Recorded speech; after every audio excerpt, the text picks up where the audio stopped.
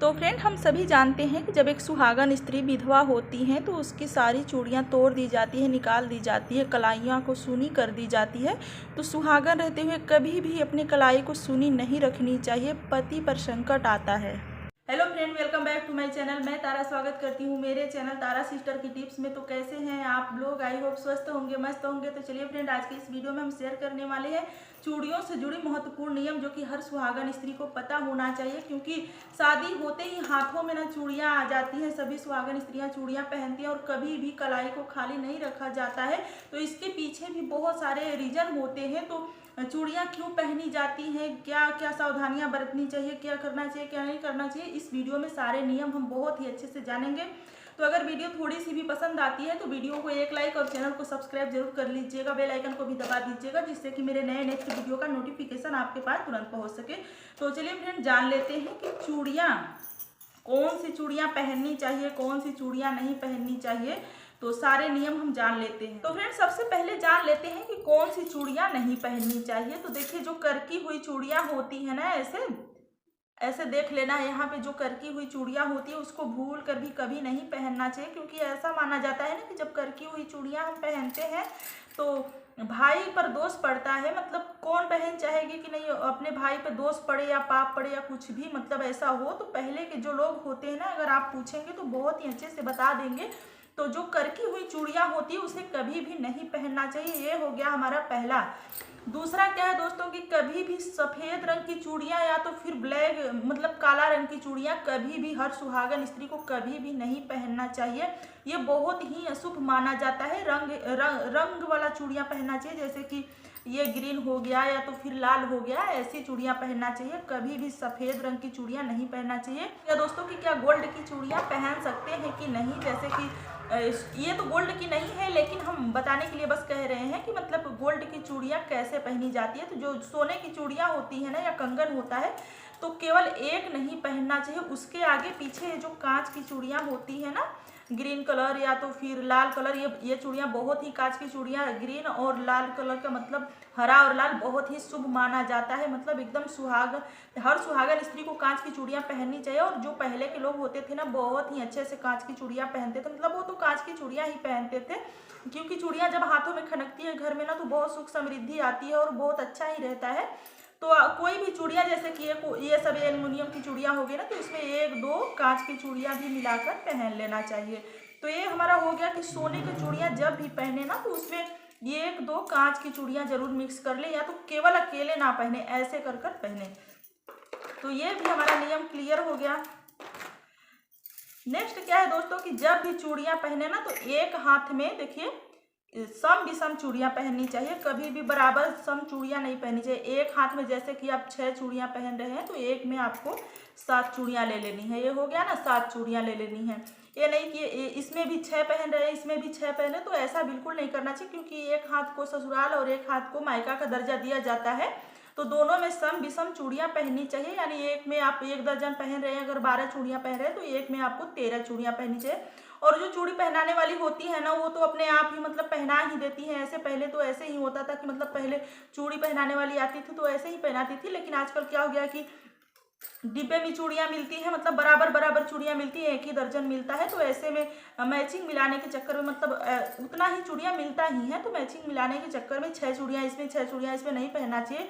1-2 चूड़ियाँ इसमें बेसी डाल देना चाहिए। अगर उसमें से नहीं है तो दूसरा लेकर, जैसे ऐसे ये सब एक्स्ट्रा चूड़ियाँ पड़ी रहती है ना, तो ऐसा वाला डाल लेना चाहिए। तो ये भी हमारा क्लियर हो गया।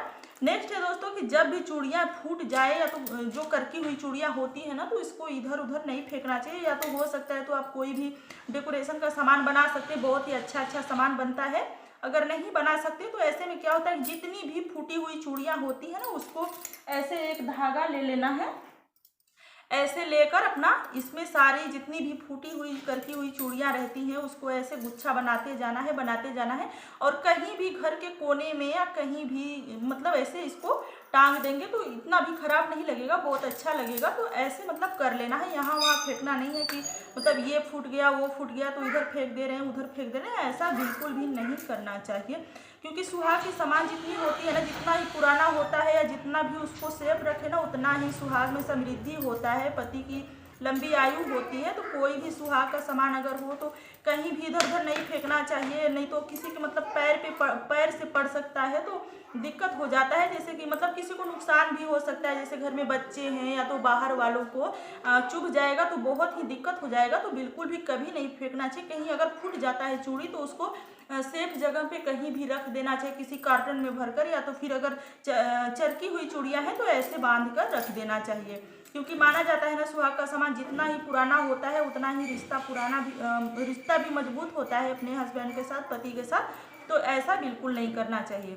नेक्स्ट नियम भी जान लेते हैं दोस्तों कि जब भी हम लोग चूड़ियाँ ऐसे निकालते हैं, कोई दूसरा चूड़ियाँ चेंज करते हैं, कभी भी हाथ को खाली नहीं रखना चाहिए। जैसे कि ऐसे निकाल दिए ना तो ये एक हाथ में ऐसे मतलब रहे चूड़ियाँ पड़ा रहे, अगर नहीं इसको भी निकाल कर अगर मैचिंग दूसरा चूड़ियाँ पहनना है, जैसे कि ये सब चूड़ियाँ पहनना है या कोई भी चूड़ियाँ पहनना चाहते हैं, इसको पहनना है तो तब तक इसको भी तो निकालना ही पड़ेगा, क्योंकि मैचिंग मिलाने के चक्कर में सारी चूड़ियाँ निकालनी होती है।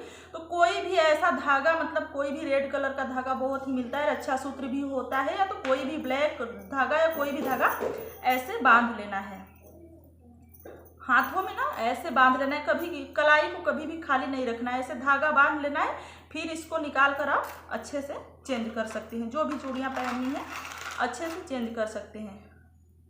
पूरी चूड़ियाँ नहीं निकालनी चाहिए, कभी भी भूल कर हाथ को बहुत देर तक ना कलाई को सूना नहीं रखना चाहिए।